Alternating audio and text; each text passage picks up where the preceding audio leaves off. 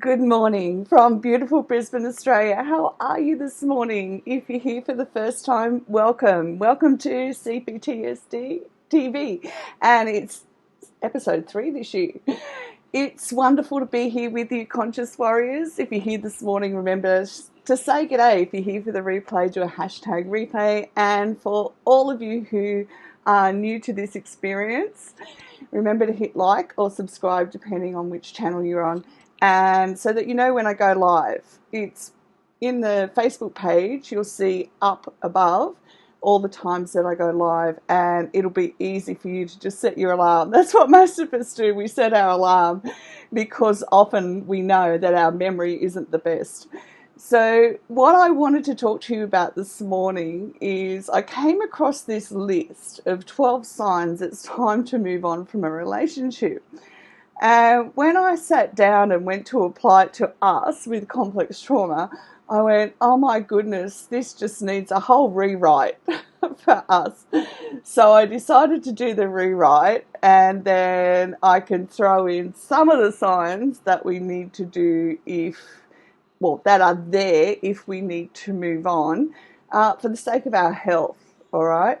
Now, I want you to remember that it's really important for us that we're in a space before we make this kind of decision, that we are consistent in our recovery, we know where we're headed, we understand what's happening for us internally and what's driving us. And excuse me this morning, it's really hot here today. So I feel like even though I've had a shower, I'm absolutely swimming in the humidity, okay? And it's important for us to do this because right in our brain, right in the middle between the prefrontal cortex, which goes offline when we're in fight, flight, freeze or fawn mode, and I think I've still got on my desktop. So you want to look at this, okay? Oh, great. Let me just see if I can get this bigger for you. These are all the things that are offline when we're triggered. So when we're in fight, flight, freeze or fawn mode, these are our executive functions that literally aren't available to us because we're in fight, flight, freeze or fawn mode, all right? I won't go into them all, but I will include them in today's upload in the free resources in the Academy, okay? But we want to look at things like considering future and making predictions. That's offline for us when we're when we're triggered, okay? So we don't want to be making, life-changing decisions when we're triggered, okay? It's important that we know this information. So if we're triggered, things like order are offline, okay? And we can't put things in an order. And we've got to be willing to be honest with ourselves so that whether it's a friend, a partner, a spouse, a relative, we need to be the ones that are responsible and say, look, at the moment, I can't process into an order, and I want to be able to go, right, I need time so that I'm not dissociating or I'm not triggered, and I need time to work through what's happening for me internally and bring things that are happening, bring the unconscious drivers into the conscious part of my life, okay? Now, as I said, I will put this into the free resource library because it is really important that we understand that these functions literally are not available to us when we're triggered or we're dissociating. Because if we don't know that, then we shoot ourselves in the foot. Good morning, Laura. Good morning, Roxana. Sorry, Roxana, I came to say hello to the most cute mother of the cutest girl I know. Oh, you know my daughter. Thank you. That's very kind. Okay, so what I did was put together a list for us, and I will pull it up, and it will be in the resource library today as well. So these are the things that we want to intelligently look at and ask and reflect and sit with a mentor as well We want to know these things before we even consider whether we move on from a relationship or not. Now, I want you to remember the most important thing when you're going through the toughest of times in your relationships, that everything began in love, all right? So when you first met, it began in love and appreciation for each other. So before you sort out the beautiful mess that you're in, I want you both to go back to that space where this began in love and kindness and friendship and mutual appreciation for each other in their differences, and on and on. Go back to that space, go back to that place where you can think about that and you can feel that and acknowledge it, all right? You want to have a congruence. You want to have everything lining up inside of you so that you make a powerful decision from a space of love, not a reaction, all right, to a set of circumstances that are, they could be ongoing. But you really want, sorry everyone, it's really hot here today. So go back to that space of love, go back to that knowing. And it's really important from the neurological perspective as well, because we actually have, and it's got a really long name, which I always forget to look up, but I will look it up for you. And it's actually a part of the brain that's called, and it's known to scientists as, it's the space of love, that connects the prefrontal cortex and our limbic system together is love, all right? So we want to go back to that space of love so that we know that we're making a healthy decision at this point in time. And it's not just about, do I move on? It's a question of what's just my one next step, okay? What do I need to acknowledge, okay? So when we go back to that space of love, we're going to make a wiser decision than we are if we're just reacting or responding to what's happening around us, okay? Acknowledge where you are suffering, all right? Nobody can be a mind reader or understand your suffering. Somebody who's had and come through the complex trauma situation can understand, can relate.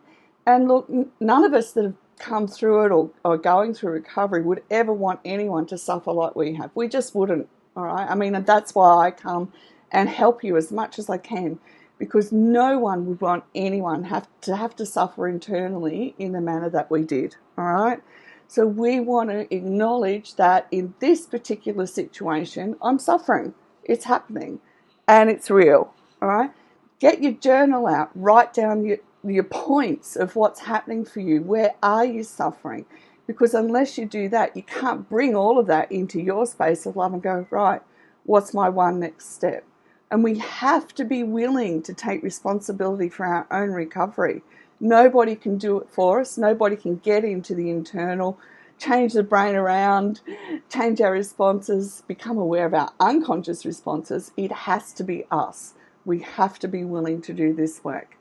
You want to ask questions, okay? And ask wise questions. It's never about the other person. We want to ask questions about what's our bigger picture, what's our purpose, where are we headed? Even if it's just for this week, where am I headed this week? What's my one next step?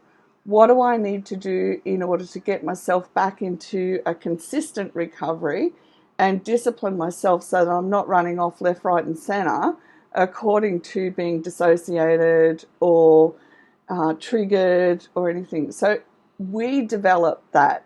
We develop that discipline. Like for me, I'm at the stage where I get up every morning, go to gym, all right, and come home every morning from gym and do trauma-informed movement. It's a discipline that I chose to keep developing, even though there were times when I'd slip back. Absolutely. The minute I get sick, all of a sudden I don't have the ability to get up and go. But the minute that I do, I'm back there at gym. I'm back home doing trauma-informed movement. I'm making these conscious decisions the very moment that I can, because I know that it's all contributes to my path to wellness. So what you need to then ask, what's my one next step in my path to wellness? What do I need to do, and where do I need to navigate my next area of health? One of the greatest challenges that we have with complex trauma is that we don't know what we need until we start doing something and having a different experience and realizing, oh my goodness, I've needed this. And trauma-informed movement is one of those. You start doing it and we start retraining our brain to focus on our breathing, like we're intentional about it, because when we're in hypoarousal, our automatic response for me for decades, right, is not to focus on my breathing. It's shutdown mode, all right, literally. So I've had to be very intentional every day about making my mind understand that I'm safe to focus on my breathing. And as Dr. Bessel van der Kolk says, our greatest challenge is reality. And it's not saying that we can't face reality. We've been through the worst of reality in our childhood where there was a lack of love, okay? What it's saying is we have to get our whole neurological perspective turned around so that we can live in today. We can bring ourselves into this moment and know that we are safe. Now, that's not us as a soul, that's our whole nervous system, our whole brain system going, yes, I'm safe to be here. I'm safe to make decisions as an adult. And that's one of the things that we can journal about is, where do I not feel safe in this situation? Right? Be real and raw and honest. I mean, if you've ever read the Real and Raw post that I do, you know that I'm really honest about what I'm struggling with, because if I'm honest about what I'm struggling with, then I'm going to be able to open up and find really good, healthy, creative solutions. If someone had ever said to me, you're creative, I would have just went, no, not me. I'm very practical, and my way of thinking is very practical. But we actually do have this amazing ability inside us to come up with different ideas to help keep moving us forward. Seek wisdom from people who are wise, who have walked the path, who do understand what's your one next step and won't tell you their way is the highway. The last thing you want is people in your life who are going to tell you it's this way or no way. And that's consequently why I've had to leave 2 marriages. Well, not the first one so much, but the second one, because it was their way or the highway. And we can't live like that as human beings. We can't. Part of us is creative. We are builders. We want to build a life. We want to live with purpose. And to have somebody telling anybody that their way is the right way, I mean, those of you who are in group know, I won't live like that. We are all, for want of a better word, evolving. We're all growing. We're all in recovery. And we don't need to have somebody else telling us what to do. Life's this great adventure and discovery, and we want to open new doors to joy as well. So if at the moment you haven't got a solution, go and do something fun. Absolutely go on an adventure. Go play mini golf, bowling, go to the movies, do something out of your comfort zone. I mean, even Facebook has lists of things that you can do, events that are on in your local area. So be brave, get your brave on, pull your courage coat on and go and do something a bit different. And it does. With complex PTSD, it helps us to shift, all right? If we stay in the one place all the time, we get very sedentary, but it's like we get this really deep feeling of, oh, and it's so heavy. But if we begin moving and doing something different, then all of a sudden solutions just seem to appear out of nowhere. It really opens our mind up. And remember, our vision is 40% of the information that comes into our brain. So we want to, if we go out, look, I just have to get up from my desk and go for a walk outside, and all of a sudden I've got a solution. I might have been trying to bang my head against the computer for an hour or something. And for me, it's a discipline. Get up, move around, go and do something different, all right? And then we are able to see things from a different point of view. But if you're suffering, then you need to reach out to somebody and get some insight into another way around the problem, okay? Ask yourself the question, where do I feel that I can't manage this stress? All right, because our unconscious drivers are saying you're not safe, you can't manage this. So when we bring that into our consciousness and ask the question, where can I manage this stress? It becomes a whole different ball game and puts a whole different light on what can I do about this? How do I get creative? How have I managed this before and it hasn't worked? So where do I need to take a different step in a different direction, which takes a ton of courage, okay? It really does. But if we do the same thing the same way over and over again, we get the same result. And personally, I find that really boring. So I prefer to come up with a different action. And then if that doesn't work, that's okay, because you'll fall down 1,000 times till you have the one thing that goes ka-ching and everything comes together, okay? Be aware and ask the question, am I dissociating? And if you feel unsafe, there's a high chance that you are, all right? And if you're not breathing properly, there's a high chance that you're not dissociating, and that you are dissociating, that you're in fight, flight, freeze or fawn. So develop your awareness around what is your response to stress, and be aware so that you can learn tools and strategies to change it up, okay? The one question you want to ask, especially if you're married or in a partnership, where can we build this love bigger through this beautiful mess? So it's not just the logical side, it's not just the factual side, it's where do we build this love bigger than us, all right? You're there to build.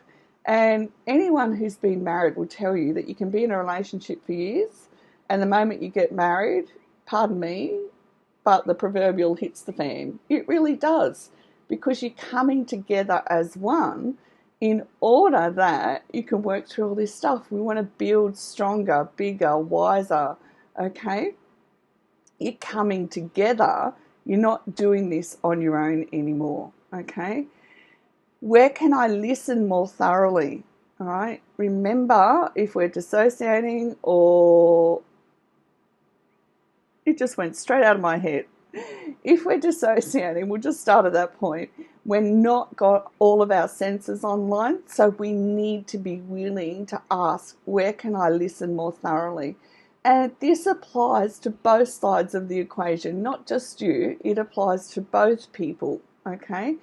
But if we listen to people, then it also helps us avoid mistakes as well, or things that'll, not mistakes as in, oh, you can't make a mistake, but things that are major that can hijack our path, all right? Is there something I'm not hearing? And be willing to have the conversation, all right? Now, communication is not a monologue, all right? It's not one direction. Both people have to be willing to have dialogue, all right? And you know that I do this with my kids as well, especially with my sons. We sit down and we'll have a dialogue about it. It's a back and forth. So it's like having a tennis match. One person has the ball and they have their say and then hit it back, and it's a back and forth, and it's, okay, we've got an idea, where are we going with this, how do we want to do it, what's the impact of this decision 5 steps down the track?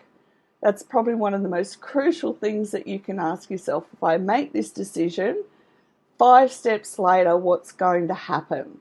All right? And if you can't see what's going to happen 5 steps later from that decision, then you want to be able to backtrack and go, okay, I need to be in a space where I can see the outcome of this decision. All right? Wise. Use your wisdom. And always, what is my one next step? That's all we need. Thanks for tuning in this morning, everyone. And the most important thing you'll ever know is make sure that the person that you're with is willing to have the conversation. It's not about having your way is the highway or my way is the highway. It's about we're on this highway together, okay? Let's build this together, And we do that in all of our relationships, not just partnerships or marriage. We do that with our children. So when my kids were growing up and we had to clean the house, it wasn't you do this, you do this, you do this. It was like, we're in this together. We're all going to get stuck in, and this is what we need to do today. So we're always building it together. Okay, have the most gorgeous day. Hi, Michelle. Thanks for joining in. And I will see you again tomorrow morning. Bye for now.